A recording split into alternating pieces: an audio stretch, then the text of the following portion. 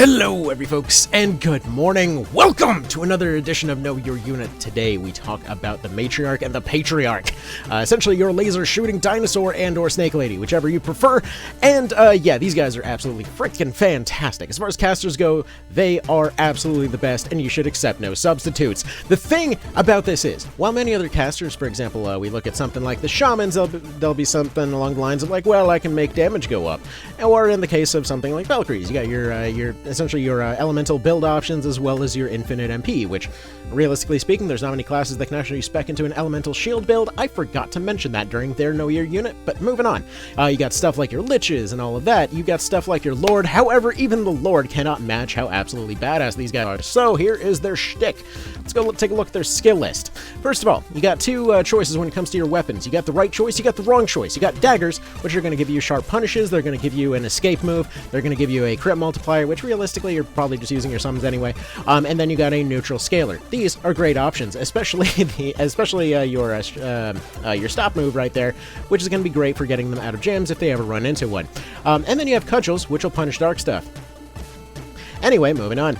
We got Insight for boosting their MP if you want to run a Crystal Pumpkin build, though realistically it's going to be a little useless considering what we're going to be running on these guys. You got Resist Petrify, Resist Charm, you got Coax for talking to their friends, and then we have the real skills down here. So we got Meditate for functionally infinite MP, you got Ivory Tower, which this is the lower level version. The higher level version is 3 physical attacks, just completely gone.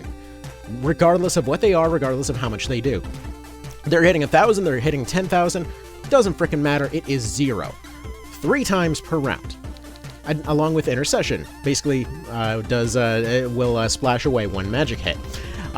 Then you got Concentration and Irresistible Beauty. These are going to be a bit more situational.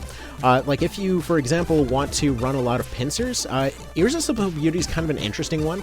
It causes everyone on the map to turn and face the caster, but interesting thing is, in PSP, this was functionally worthless because there's really there was one item that could make use of it in PSP, which I've legitimately heard people trying to say that the whole stone gaze thing was removed for Reborn. No, that was never a player option. That was only for the AI-only Gorgons. For yourself, and I mean, this actually technically was a thing back in SNES and for Night of Lotus, but then you basically, like, getting them was a whole other story. And anyway, whatever. Point being, in PSP, this was never, Irresistible Beauty was functionally worthless outside of the Medusa Shield. This time around, you still have that Medusa Shield combination, but here's the cool thing. You can actually use this to set up pincers.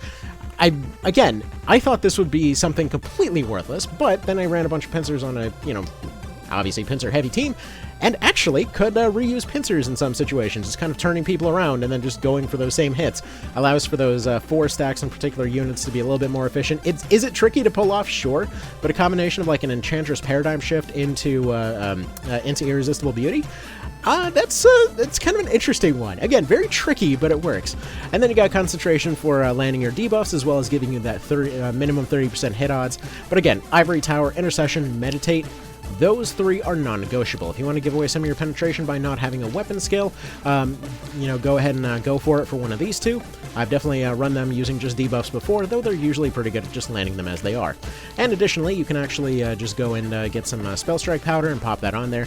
I ran out on this particular run through Palace of the Dead, but we're just going to go ahead and send them to this situation, because I want to make a point over how damn good this class is, as to why exactly damage doesn't matter when you don't take any yourself. You might notice the majority of units on this map are going to be Earth. They're mostly going to be heavy hitters, and she herself is a, on paper, squishy lightning unit. So essentially they're coming in with massive advantages against her, and we'll just go ahead and see how this goes. Yeah, she's going to get the Meditate right away. We're going to be looking around for a skill card ideally.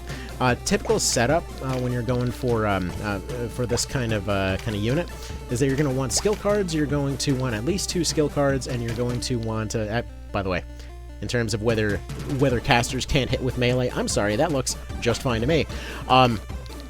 But in terms of whether or not you're whether you're needing skill cards, you're typically looking at about 40% odds for every single one of them. So what you want to do, ideally, is get a couple of skill cards on there and at least one crit card. 3 skill, one crit will basically mean that they will occasionally double their damage, but at the same time, they're going to be, well, pretty insane in terms of their utter immortality. So, again, bear in mind that everything that counts as physical will be blocked by Ivory Tower. It is, when I say that the Lord can't even match that, Lord can get evade. That's the same thing as the Hoplite. They can make 1 attack go away, not 3. This means that even when you're, for example, doing Coda 4, you're looking at a case where you're fighting multiple Knight Commanders and stuff like that. Yeah, it doesn't really particularly matter that much, because, yeah, they just have an answer for it. So yeah, absolutely wonderful units. You can actually forego some of their armor to go for more crit builds. Like, for example, if you were to run full Alluring as well as a Band of Fortune, as well as going for like, let's say, your... well, I guess you can't do Blow Dart options on these guys. But anyway, full Alluring, go for your Blow Dart... No, not your Blow Darts, but your Band of Fortune and stuff like that. You're going to see some great returns. So anyways, we are now pretty much set up. She's got her stuff going. She's got her resistances going. We're going to go ahead and throw a... What do we want to do, poison, or do we want to do a health seal in this case? Might as well just kill this guy off, take some health. There we go. So she's going to start healing. An interesting thing in terms of this setup is that evade will essentially kind of go both ways. Or not evade, but Ivory Tower will go both ways. Because it blocks everything physical, this also means that you can't drink your Gatorade. So, an interesting synergy with this is going to be your health steal, because if you were to go and use your health steal, you're still healing without having to use a heal, without having to use magic, without any of that. So, this means that they can more or less turn on their immortality, turn on their Ivory Tower, and then just sit there eating everything's health all day like a very angry mosquito. It's just fantastic stuff. Pretty much every downside that these guys have comes with another upside. Like, well, technically speaking, they will not be running some of the caster robes and things, but they run everything that matters. They can run the boots, they can run the hands, they can run the head, and it's just their body slot that's the regular armor. You might notice that's the stuff that's got way the hell more defense, does give them access to a lot of better relics to completely overcome any elemental weaknesses that they may have, and additionally, many folks may potentially overlook the fact that something like Wormscale actually has a pretty decent mind score on there as well. So it's actually completely worth running them caster gear as well as that scale there.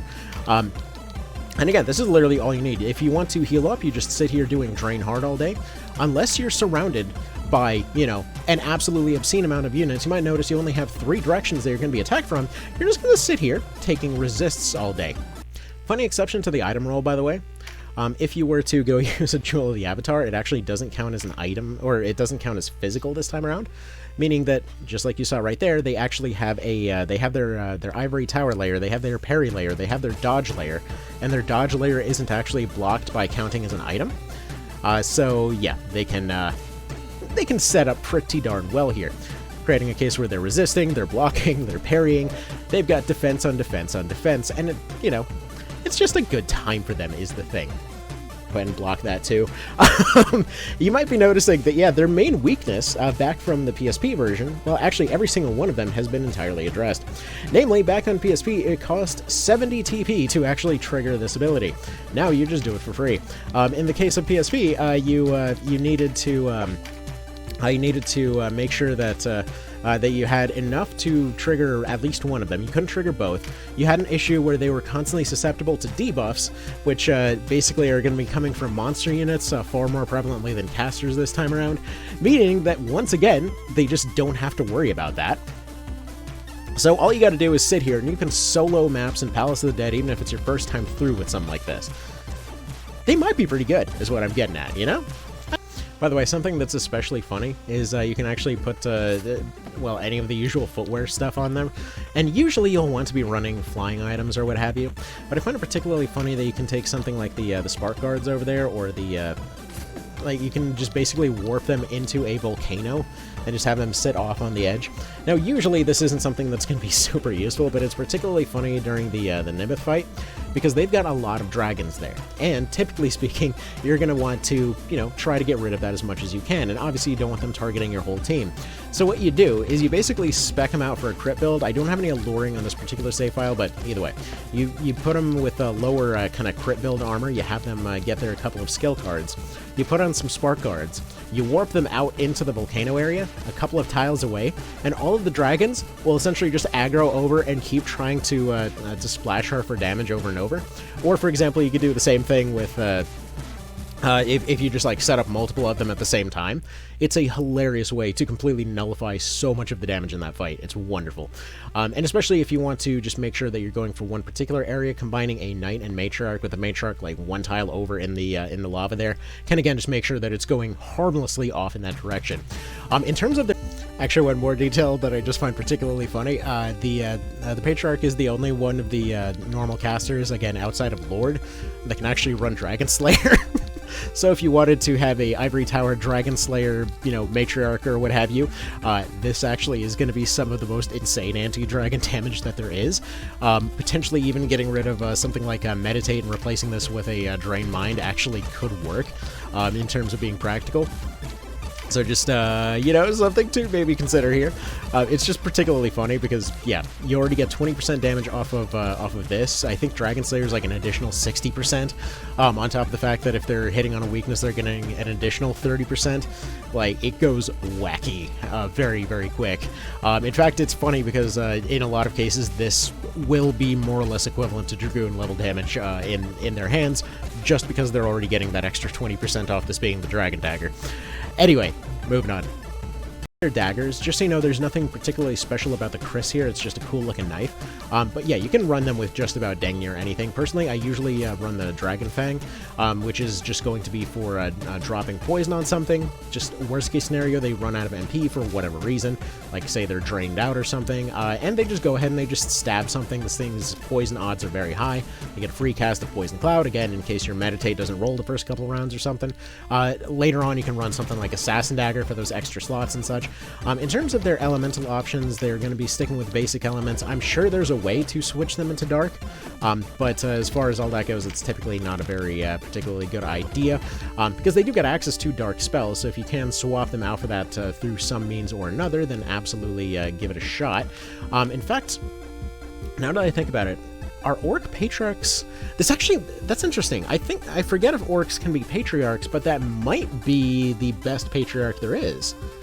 Because Orcs can become Terror Knights, which means they can become Dark, which means they can transfer that over. I haven't actually messed around with Orc units enough to test that, but that actually gives them a pretty darn good use in this case. Because having them run Dark would be very handy for something like Drain Heart, considering that it's going to be one of their best recovery moves. Either way, so you get the idea. These guys, again, they can pretty much run solos on maps with disadvantages. Obviously, don't stick yourself in the middle of a crowd, but still, like, they are insanely good. As far as casters go, I don't really care that they don't do, additional extra damage or what have you. They're freaking immortal. Is the thing. It's kind of useful, Alright, anyway, so I gotta get going. That's about that. That's all I got for today. Enjoy your laser shooting dinosaur, and I gotta get going. Y'all take care. Bye.